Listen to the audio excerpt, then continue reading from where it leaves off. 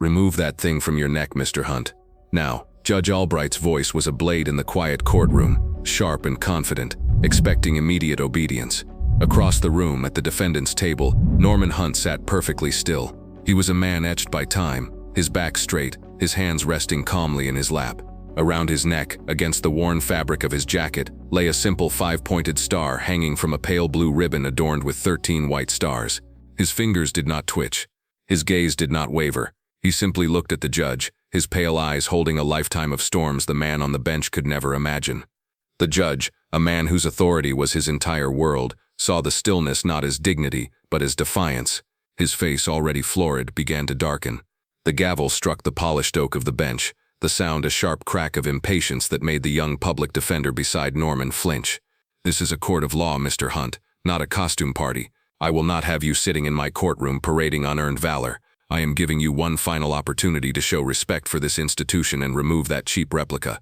The judge's words, amplified by the courtroom microphone, dripped with condescension. He gestured dismissively toward the bailiff, a large man who shifted his weight, his discomfort a silent apology in the tense room. "Bailiff, if the defendant refuses to comply, you will confiscate the item." The bailiff took a hesitant step forward. The public defender, Sarah Jenkins, rose to her feet, her voice barely a whisper. "Your Honor, my client is 86 years old. He is a veteran of the United States Armed Forces. That medal is of immense personal significance does not grant him the right to violate the sanctity of this courtroom, or for that matter federal law." Albright cut her off, his voice booming. He leaned forward, his spectacles slipping down his nose as he peered at Norman. "Are you even aware of the Stolen Valor Act, Mr. Hunt? It is a federal offense to wear, manufacture, or sell any military decoration or medal without authorization. And that medal," he said, pointing a trembling accusatory finger, "is the highest honor our nation can bestow. It is reserved for heroes, for warriors. It is not a prop to be worn to curry sympathy for a traffic violation." The charge was mundane, almost laughable in its simplicity, a rolling stop and an expired vehicle registration. Yet the judge was treating it as a stage for a much grander performance of his own power. He saw an old man, frail and alone, and an opportunity to make an example. He relished the silence of the room, the captive audience, the weight of his own voice filling every corner. "People of your generation," the judge continued, warming to his theme, "sometimes get confused. Memories fade. The desire for recognition, however, can be a powerful thing. Perhaps you served.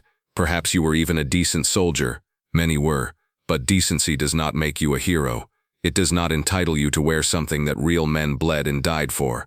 Men who are no longer with us. You dishonor them with this charade." Norman Hunt remained silent. His stillness was an anchor in the turbulent courtroom. It was not the passivity of the weak, but the profound calm of a man who had faced far worse than the angry pronouncements of a petty tyrant. He had faced the screaming chaos of machine gun fire, the suffocating darkness of a collapsed trench, the final fading light in the eyes of friends. The judge's words were mere noise, hollow and meaningless. "So you refuse to speak?" Albright scoffed. "You refuse to comply with a direct order from a superior court judge. Fine. We will add contempt of court to your list of transgressions. That carries a penalty of jail time, Mr. Hunt. Perhaps a night in a cell will remind you of the importance of rules and regulations." He waved the bailiff forward again. "Paul, I will not say it again. Remove that piece of tin from his neck. Use whatever force is necessary." The bailiff, Paul, a veteran himself, approached the table. His eyes met Norman's, and for a fleeting second, he saw not a defiant old man but the quiet strength of his own grandfather. He could smell the cheap polish on the courtroom floor, see the dust motes dancing in the shafts of light from the high windows, and all he could feel was the profound wrongness of the moment. "Sir," he said softly, his voice full of a respect the judge lacked, "please don't make me do this." Norman finally moved. He slowly raised a hand, not to defend himself but to gently touch the metal. His fingers, gnarled with age and arthritis, brushed against the cool metal. The touch was a key, unlocking a door in his mind. The courtroom dissolved. The judge's angry voice faded into a distant roar, replaced by the deafening thunder of artillery. He was no longer on a polished wooden bench, but pressed into the cold, wet mud of a foreign hillside. The air, thick with the smell of gunpowder and blood, was a solid thing in his lungs. He felt the weight of a young soldier, barely a boy, slung over his shoulder, the warm stickiness seeping through his uniform. He saw the glint of the sun off the bayonets of an advancing enemy, a wave of steel and fury. He heard the desperate cries for a medic, the strained metal groan of a tank, the final whispered prayer of a fallen comrade. And then, another image, clearer than the rest. A field tent, the air still hazy with the smoke of battle. A general, his face grim and smudged with dirt, placing this very ribbon around his neck, the weight of it a burden far heavier than its few ounces of metal. "The world needs to know what you did," the general had said, his voice thick with unshed tears. The bailiff's hand gently touched his shoulder, and the vision shattered. Norman was back in the courtroom, the sterile, quiet world of laws and procedures. The bailiff's hand was still on him, his touch hesitant, respectful. "Sir?" he asked again. Norman looked at the man, then at the judge, whose face was now a mask of pure, unadulterated rage. The humiliation was complete. The power dynamic was absolute. Or so it seemed. In the back row of the gallery, a young man in a crisp suit had been watching the entire exchange, his initial disbelief hardening into a cold, focused anger. He was a junior aide to a state congressman, sent to the courthouse to observe a zoning dispute case scheduled for later that afternoon. He did not recognize the old veteran personally, but he recognized the medal. His own grandfather, a career Marine, had a replica in a shadow box in his study. The aide knew its significance. He knew the gravity of what he was witnessing. As the judge delivered his tirade, the aide slipped his phone from his pocket, keeping it low and out of sight. His fingers flew across the screen, searching the county docket for the defendant's name, Norman Hunt. A few more taps brought him to a digitized public records search. He typed the name and a few keywords: veteran, Medal of Honor. The search results loaded instantly. A cascade of official documents, newspaper articles, and military citations. His eyes widened. It wasn't just a story. It was a legend. He saw grainy black and white photos of a much younger Norman, his face determined and heroic. He read citations detailing acts of courage that seemed to belong in a movie script, not in the life of the quiet old man being berated for a traffic ticket. He read about a lone stand against an overwhelming force, about carrying wounded men across open ground under withering fire, about a selfless bravery that had saved dozens of lives. He felt a surge of adrenaline, a potent mix of fury and purpose. He knew he couldn't stand up and shout. He knew he couldn't interrupt the judge without being thrown out and held in contempt himself, but he could make a phone call. He slipped out of the courtroom as quietly as a shadow, his heart pounding against his ribs. He found an empty corridor, the silence a stark contrast to the tension in the room he'd just left. He scrolled through his contacts, his thumb hovering over a name he rarely used. It was the direct line to his boss's personal cell phone, a number for emergencies only. He pressed the button. "This had better be important, son." The congressman's gruff voice answered. "It is, sir," the aide said, his voice low and urgent. "You will not believe what is happening in Judge Albright's courtroom. He's about to have a man arrested for contempt, an old veteran named Norman Hunt." He paused, taking a breath. "Sir, the judge is trying to confiscate his Medal of Honor." The silence on the other end of the line was heavy. When the congressman spoke again, his voice was transformed, stripped of its political smoothness and replaced with the hard, cold authority of a man who had once commanded troops himself. "Say that name again." "Norman Hunt, sir." The congressman let out a sharp, incredulous breath. "Get me the number for the courthouse administrative office, and the direct line to the state's senior military liaison. Now." The call ended. The aide knew a storm was coming. The cavalry had been summoned. Inside the courthouse, phones began to ring. The first call was to the court clerk, a quiet, efficient woman who sat just below the judge's bench. Her eyes widened as she listened to the clipped, authoritative voice on the other end of the line. She scribbled a note on a piece of paper, her hand trembling slightly. The second call went to the office of the presiding judge of the Superior Court, 2 floors above. The secretary took the call, her face paling as she recognized the caller's identity. She interrupted a meeting, whispering urgently into her boss's ear. The presiding judge stood up so quickly his chair nearly toppled over. A third call, routed through the governor's office, reached the cell phone of a man sitting in his car in a nearby parking lot, reading a briefing on his tablet. He was a major general, the commander of the nearby military base. He listened for less than 30 seconds before he spoke. "I'm on my way." He started the car, his movements precise and economical. He keyed his radio. "I need an honor guard detail at the county courthouse. Priority 1, full dress uniform." Now, back in the courtroom, Judge Albright was oblivious to the frantic activity his actions had set in motion. He was lost in the apex of his power trip, savoring the moment before the final, crushing blow of his authority. He had pushed Norman Hunt past the point of redemption in his mind. The old man's silence was an admission of guilt, his dignity a pathetic act of defiance. "Bailiff, I am issuing a final order," Albright declared, his voice ringing with self-importance. "You will remove the defendant's illegal decoration. You will then take him into custody. He will be held for a 72-hour psychiatric evaluation. Clearly, a man who engages in such public fantasies is a danger to himself and others. He has no place in society until he has been properly assessed."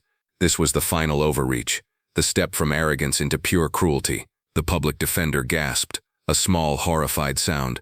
The crowd in the gallery murmured, their discomfort finally coalescing into a palpable sense of outrage. The bailiff, Paul, stood frozen, caught between the judge's tyrannical order and his own conscience.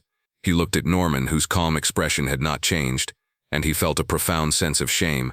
He took another step, his hand outstretched, not to grab but to plead. "Sir, please," he whispered, "just take it off, we can sort this out later." And then the sound began. It was distant at first, a faint, rhythmic chopping that grew steadily louder. It was the unmistakable sound of helicopters. More than one, and they were getting closer. Fast. Then another sound joined the first, the rising symphony of sirens, not the familiar pattern of a single patrol car, but a chorus of them converging on this one spot. Heads in the courtroom turned towards the windows. The judge, annoyed by the interruption, banged his gavel. "Order, what is the meaning of this?" But no one was listening to him anymore.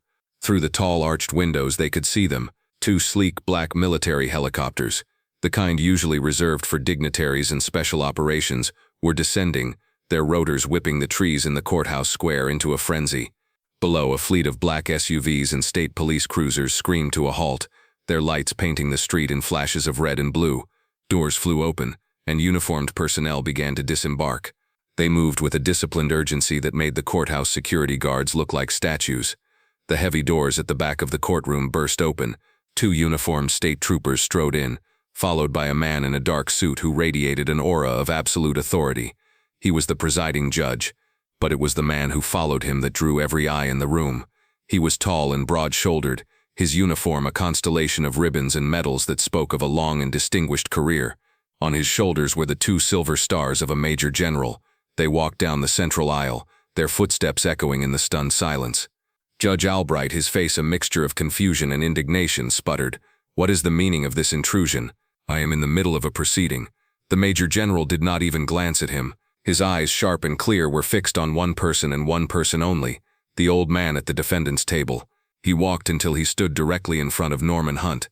He drew himself up to his full height, his back ramrod straight. In the silent, breathless courtroom, he raised his right hand in a sharp, perfect salute. "Mr. Hunt," the general said, his voice clear and strong, resonating with a respect that bordered on reverence. "Sir, I apologize for the delay. We came as soon as we were informed." Norman Hunt looked up at the general, and for the first time a flicker of emotion crossed his face, a slow, gentle nod of acknowledgement. The general held his salute, his eyes locked on Norman's. He then turned his head slightly, his gaze sweeping over the stunned courtroom, finally landing on Judge Albright with the force of a physical blow. "Judge," he said, his voice now like ice, "do you have any idea who this man is?" He didn't wait for an answer. He reached into his coat and pulled out a folded piece of paper. He cleared his throat and began to read. "Citation for the Medal of Honor awarded to Corporal Norman Hunt for conspicuous gallantry and intrepidity at the risk of his life above and beyond the call of duty. On the morning of October 12, 1951, near Satayri, Korea, Corporal Hunt's platoon was pinned down and faced with annihilation by a numerically superior and heavily armed enemy force."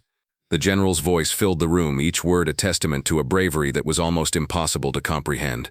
He read of how Norman Hunt, then a young man of 22, had single-handedly charged an enemy machine gun nest, silencing it with grenades. He read of how, wounded in the leg and shoulder, he had refused evacuation, instead organizing a defensive line from the scattered and terrified survivors of his platoon.